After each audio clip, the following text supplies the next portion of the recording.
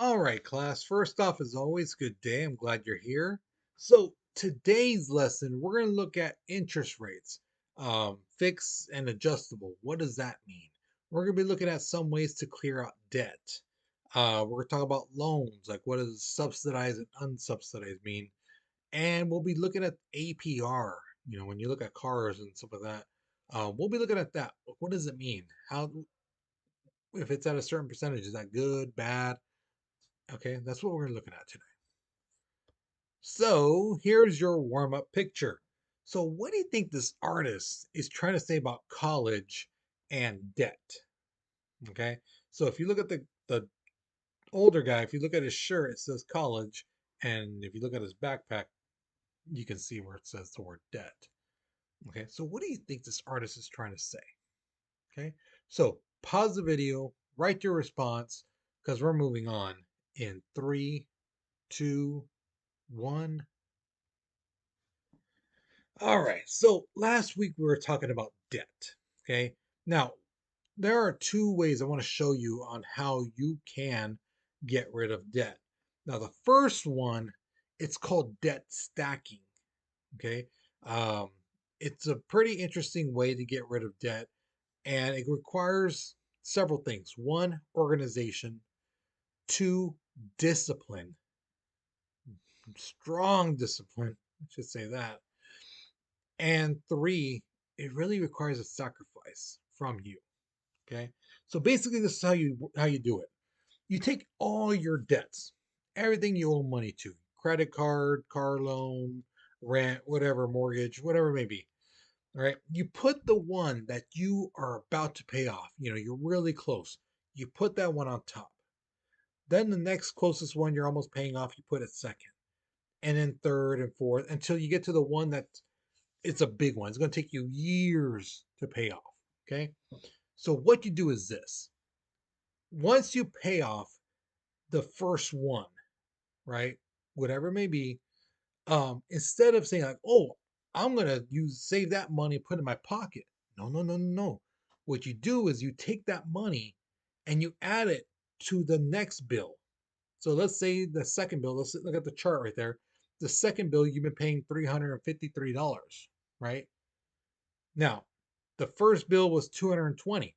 So instead of keeping that 220, you're putting that 220 with a 353, and now you're paying $573 to that one bill.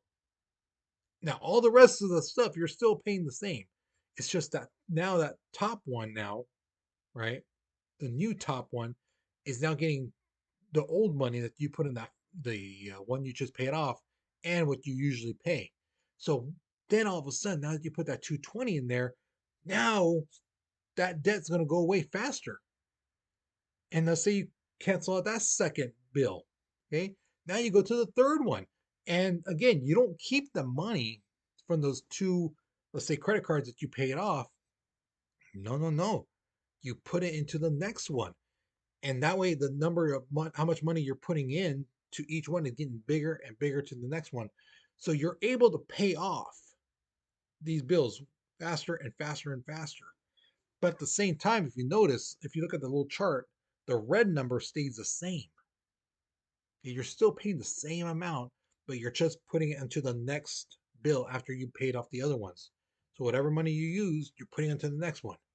And once you finish paying that one, put that money into the next one. And I kid you not, guys, this will first off raise your credit score really, really well because you're paying off each debt. You're paying off each debt, you're knocking them off. That shows these creditors, oh my God, this person is very responsible. They're paying off all their debts, you know, they're prioritizing. It just looks really good on you. Okay. But like I said, if you look at the chart, right? Sometimes it's like, oh my God, I have this extra $1,000, extra $1,300 a month. I could buy this, I could buy that. You're tempted to spend that money on something else, but you shouldn't. Just put it into your bills, whatever you owe money to. Okay, and you will be debt free pretty fast. Okay. Now again, it takes a while for the ball to get rolling, but once it starts rolling, man, you are able to pay off stuff. Okay. So that was one way. We'll get to the second way in a little bit. Now, student loans. When you go to school, you may need to take out a loan. It just depends on what you're going for. Okay. Um, Typically, most of the time, when you go for your uh, bachelor's, master's, doctorates, you're going to have to take out a loan because, yeah, it's a lot of money. Now, there are two types of loans when it comes to schooling. A lot of times they're subsidized and unsubsidized. Subsidized basically means that as long as you don't have your bachelor's degree just yet, the government will pay your interest rate. That's subsidized. So if you borrow, say, $10,000, you just have to focus on paying back that $10,000. The interest rate is taken care of by the government. Okay. Now, an unsubsidized means the government is not touching it at all. That's all on you to pay it back, to, and things like that. Okay. Um, Typically, having a high degree guarantees you a higher pay. Typically. Um, I say that because, like, one of the only professions that really doesn't pay, even though you have a high degree, is like education, teachers, people in the education field. Um, they can have a master's and they'll get paid more than somebody who has a bachelor's, but again, you're not going to get filthy rich off of it. So any other job though, doctors, things like that, lawyers, yeah, you're going to get paid quite a bit. So the other thing you can do to cancel out debt is basically add more money to how much you owe. Okay, so what I mean by that is like this: as you see in this chart, you borrow $17,000. Now, the blue line represents if you just paid the minimum payment. Okay, which in this case, let me move my little video thing. All right. So in this case, it would be $142.31. Now, if you just paid the minimum every month, every month, every month, it's going to take you about 15 years to pay back that $17,000 debt. And on top of the 17,000, you'll be paying $8,423 extra for interest rates, for the interest. Okay. So 15 years, and on top of that, you paid $8,000 more than what you borrowed. Now, let's say you put $50 more on it. So instead of paying 142, you're paying 192. Well, now you're looking at paying back that whole debt in 10 years. And you only had to give $5,184 more. So, hey, look at that. You just saved yourself $3,300. Okay. And the last one basically saying if you double the minimum payment. So if they tell you, hey, pay only 142, well, pay 284, and you'll pay off that $17,000 loan in 5 years, and you only would have paid $3,042 more than what you borrowed. Okay, that's what this chart is saying. That the more you put to paying back the loan, the quicker you will be able to finish paying it off. Now, again, like I told you guys in the last class, do not make it a habit of paying the minimum payment because you'll be paying for it even longer. Okay. So, if you notice on the worksheet, it doesn't ask you a question or anything. It's basically, I want you to do the math. Look at the blue line, right? How much money is the difference between the red line and the blue line? So you look at the where it says total interest, okay? And then the next question telling you to use, math. What's the difference between the green line and the red line? And then what's the difference between the blue line and the green line? Those are the three questions on the worksheet dealing with this, okay? So use your calculator, help yourself out, okay? That's all you're doing. just subtracting. Okay, the blue line to the red line to the green line, and the blue line from the green line. That's it. Pretty simple. So, if you take out a loan, you might be asked, do you want to do a fixed rate or adjustable rate? Now, you might be thinking, well, what's the difference?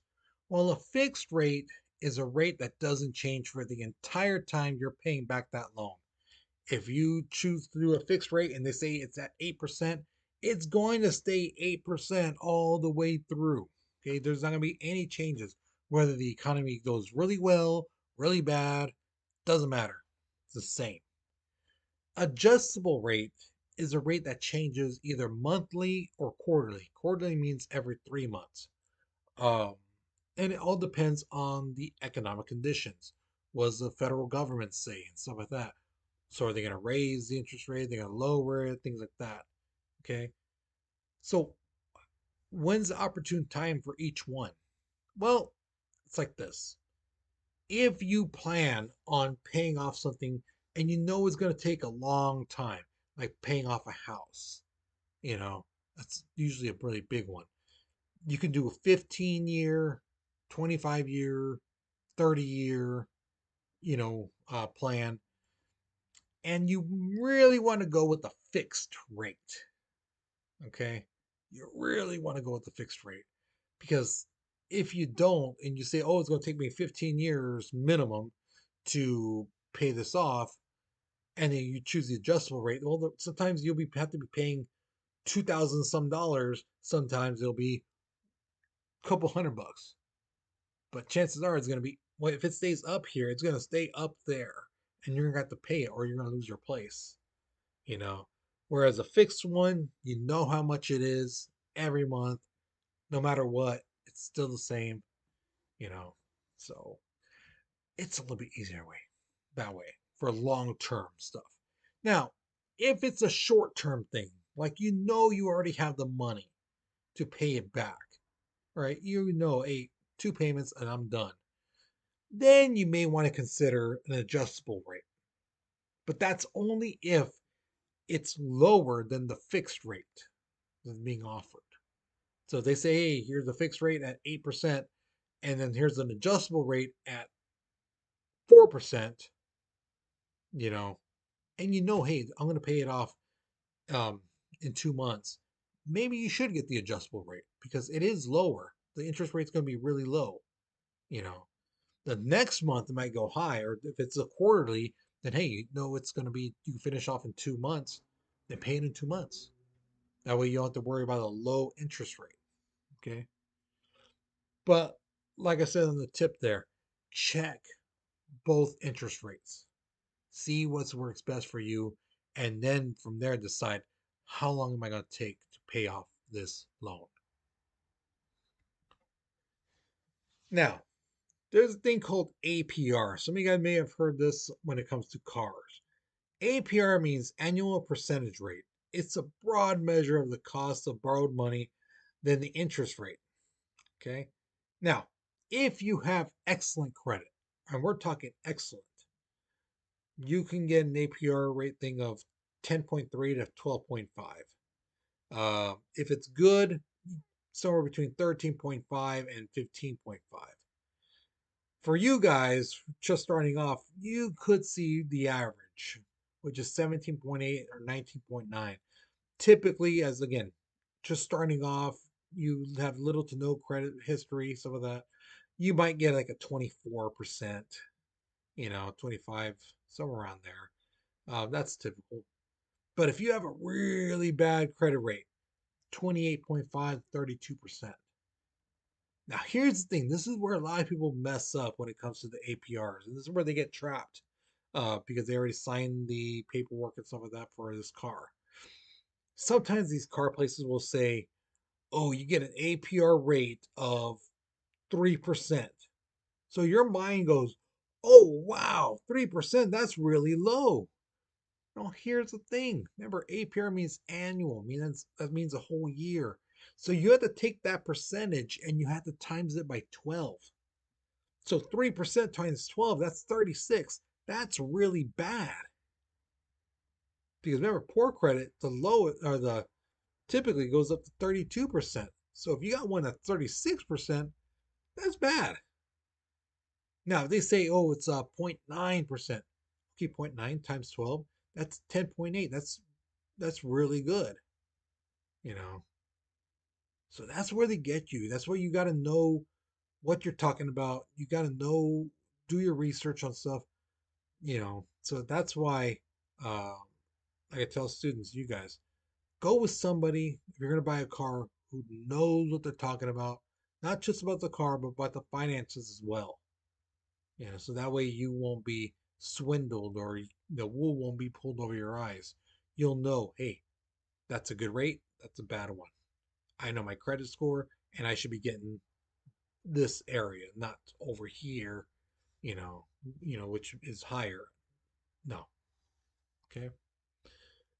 So that's basically it for this lesson. So hopefully you learned something new. Hopefully you enjoyed this. Again, guys, this is stuff that you will need to learn in the future.